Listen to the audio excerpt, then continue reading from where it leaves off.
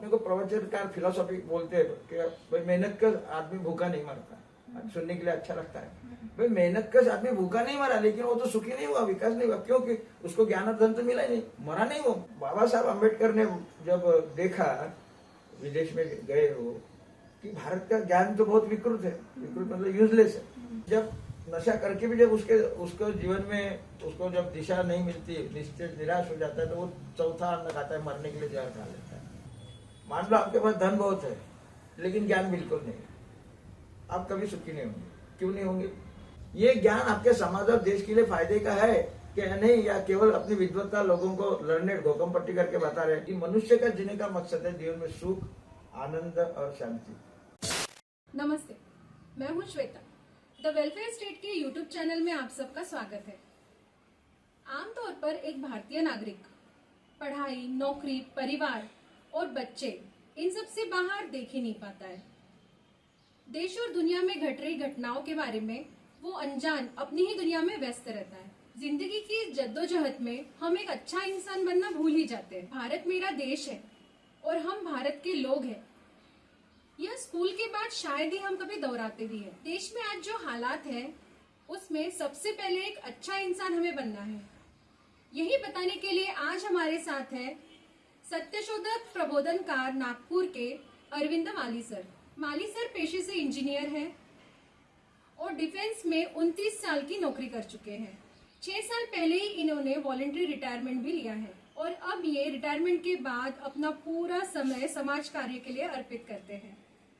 25 सालों से भी ज्यादा के समय से माली सर समाज कार्य में प्रबोधन का कार्य करते आ रहे हैं।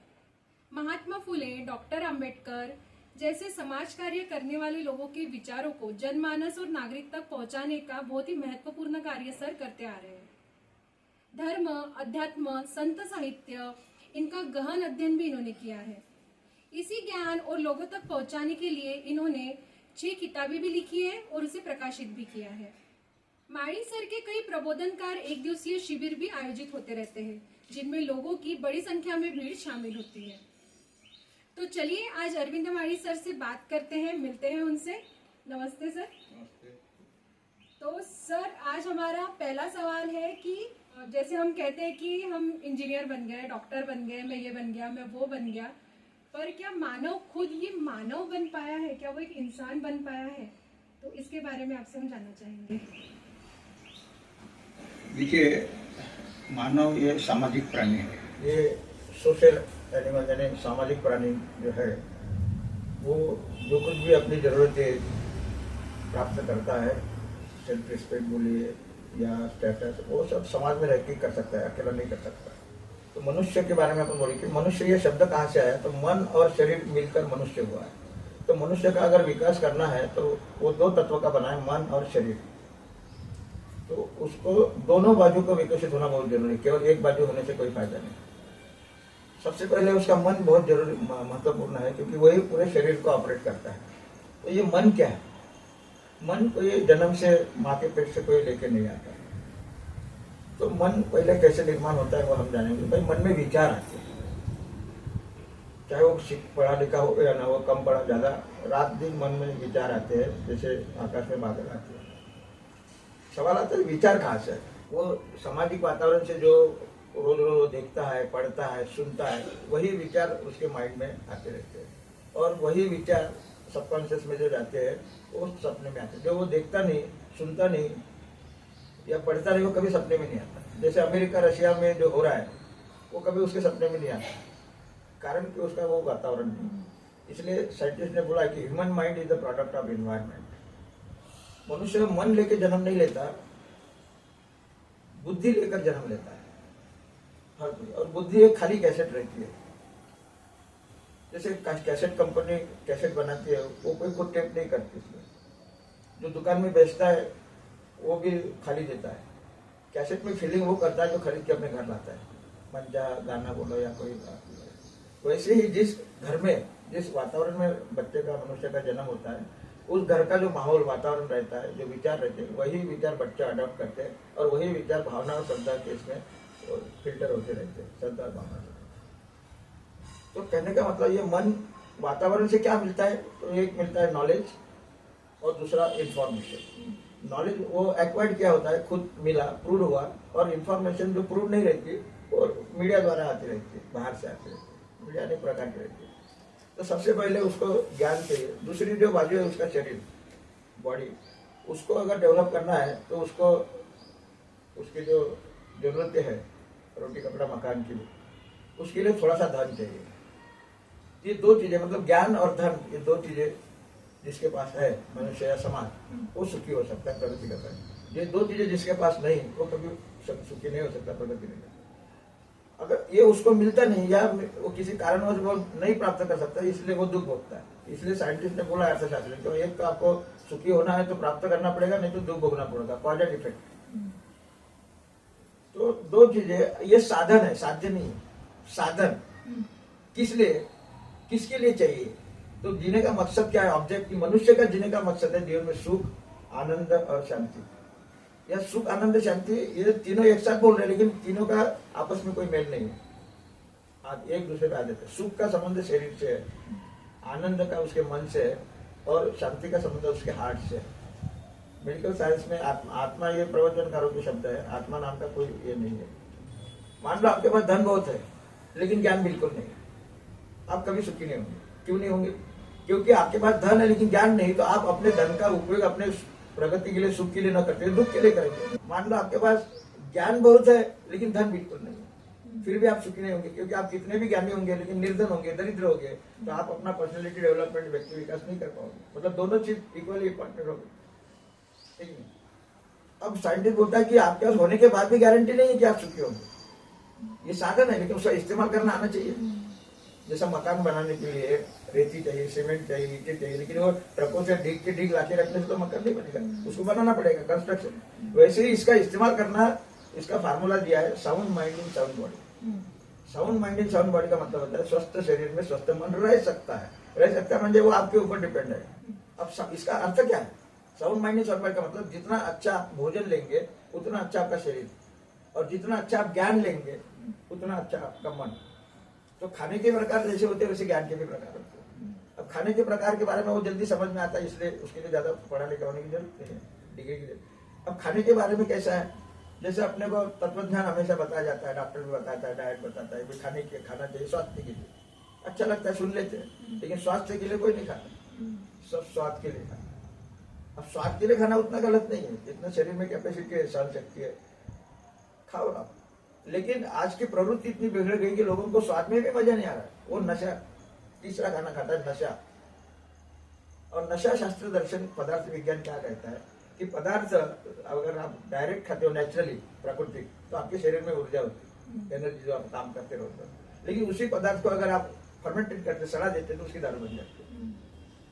उसके बाद भी जब नशा करके भी जब उसको जीवन में उसको जब दिशा नहीं मिलती, निराश हो जाता है, तो वो चौथा अन्न खाता है, मरने के लिए जहर खा लेता है। मरना बहुत ईजी है, मरने के लिए ज्यादा कुछ करने के लिए, जीने के लिए बहुत कुछ करना पड़ता है, नहीं? ज्ञान, जितना अच्छा ज्ञान, जैसा जितना अच्छा भोजन उतना अच्छा शरीर, वैसे जितना अच्छा ज्ञान लोगे उतना अच्छा मन। तो ज्ञान क्या चीज है? अब लोगों को ज्ञान ही नहीं मालूम, तो अच्छा ज्ञान तो और बड़ा मुसीबत है। तो ज्ञान शब्द आया कहाँ से? ज्ञान शब्द आया नो, KNOW, नो मतलब जानो, KNOW, नो मतलब जानो। नो से नॉलेज, मतलब जो आपने जान लिया वो ज्ञान है, मान लिया वो ज्ञान नहीं, मान लिया वो इन्फॉर्मेशन है, ज्ञान नहीं है। तो लोग मानो थ्योरी में जी रहे, जानो थ्योरी में नहीं जी रहे। फिर सवाल आता है कि क्या जानना है आपको, क्या जानना है अपना विकास करने के लिए, प्रगति के लिए? तो सबसे पहले सत्य को जाना, सत्य और असत्य आपको सेग्रीगेट करने आना चाहिए। जैसे अंधेरे को पीटने से अंधेरा कभी नहीं जाता, वहां उजाला लाना, और उजाला लाने से अंधेरा अपने आप भाग जाता है। लेकिन दूर तो लोग अंधेरे को पीटते रहते भाषणों में, प्रवचनों में, और सुनने वाला हिप्नोटाइज होता है, उसको लगता है कि अभी अंधेरा जाता है, मेरे जीवन में उजाला होता है, वो पीढ़ी बर्बाद हो जाता है, लेकिन उसके जीवन में कभी उजाला नहीं आता, क्योंकि उसको मालूम ही नहीं उजाला क्या है। दूसरी बात है, फिर और दूसरा क्या जानना है, अपना हित और अहित क्या है। यहाँ हित अहित मतलब टेम्पररी बात नहीं है कि कितना पढ़ने से कितना पैसा मिलेगा, कौन सी नौकरी, या किसके जेब से निकाल के मेरे जेब में आएगा, किसको टोपी पहनने से अपना भला होगा, ये सब सारी टेम्पररी बातें। परमानेंट हित अहित की बातें होती है आध्यात्मिक, क्या करने से मनुष्य के जीवन में सुख या विकास होगा, क्या करने से दुख भोगना पड़ेगा। उसको नहीं, उसके आने वाले जनरेशन को, क्योंकि माँ बाप जो गलती करते हैं उसको बच्चे को भोगना पड़ता है। लेकिन माँ बाप को, बच्चे को लगता है माँ बाप तो मेरे को ईश्वर समान है, जन्म दिया पाला, तो मैं उसी को सुनना ही पड़ेगा, वो सुनते रहता है, अनुकरण। तो तीसरा बात है, मनुष्य करके सामाजिक प्राणी बनकर जीने के उसके अपने कर्तव्य क्या है और अधिकार क्या है। केवल अधिकार नहीं, बहुत सारे लोग अधिकार की बातें करते हैं लेकिन कर्तव्य करने के लिए रास्ते पर नहीं आए। अरे कर्तव्य दूसरा करेगा, ये खाली अधिकार के लिए आएगा। तो अधिकार और कर्तव्य रेलवे के लाइन जैसा साथ साथ चलता है। ये साथ कर्तव्य करो, उस साथ अधिकार ले लो। ये तीन चीजें जो जानता है उसको ज्ञानी पुरुष बोलते हैं। और ये अगर आपने जाना तो आप वो जो है वो ज्ञान है, चाहे आप यूनिवर्सिटी में जाके प्राप्त करो या हमारे संत महापुरुष गुरुओं ने जो कभी यूनिवर्सिटी में नहीं गए उन्होंने प्राप्त किया। अब ये सत्य तक आदमी कैसे पहुंचेगा, क्योंकि जब उसका जन्म होता है तो वो तो उसको कुछ भी नहीं मालूम। बच्चा जो होता है क्या अच्छा क्या बुरा, क्या है क्या नहीं है, इवन भगवान है नहीं है तो कम सा उसको मालूम रहेगा। बच्चे उसको जो इन्वायरमेंट से मिलेगा वो मानता है। तो ये सत्य तक आदमी कैसे पहुंचेगा, तो फिर ज्ञान की शुरुआत कैसे होती है, क्योंकि आदमी मिट्टी जैसा होता है। मिट्टी का क्या बनाना ये मिट्टी तय नहीं करती, वो कुम्हार तय करता है।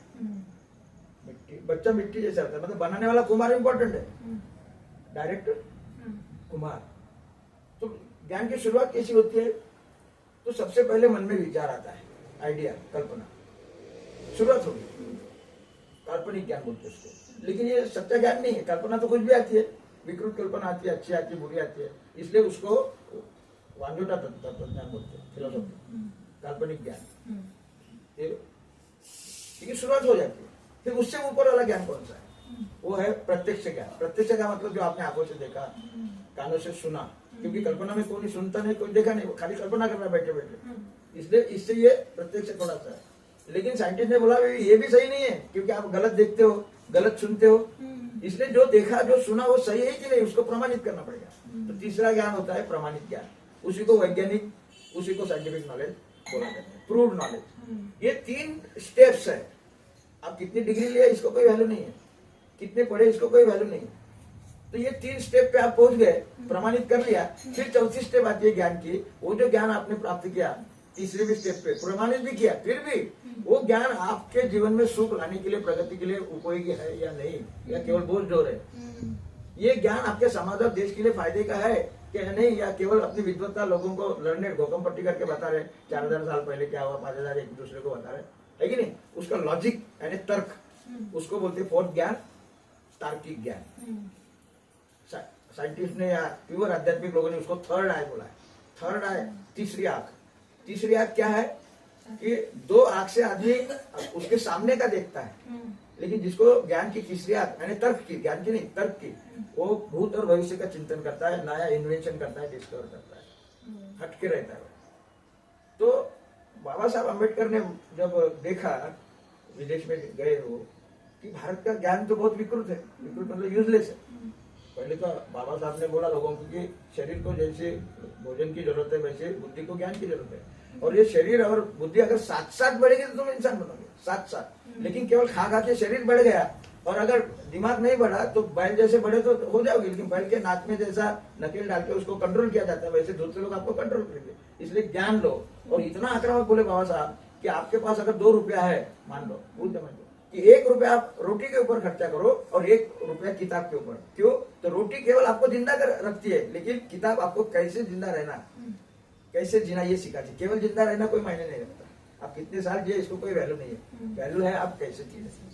तो बाबा साहब ने फिर अंग्रेजी में भी बोला, पहले ये गरीब जनता को बताया पेट का उदाहरण देके, लेकिन क्वालिफाइड लोगों को अलग तरीके से बताया। बाबा तो बहुत विद्वान आदमी थे।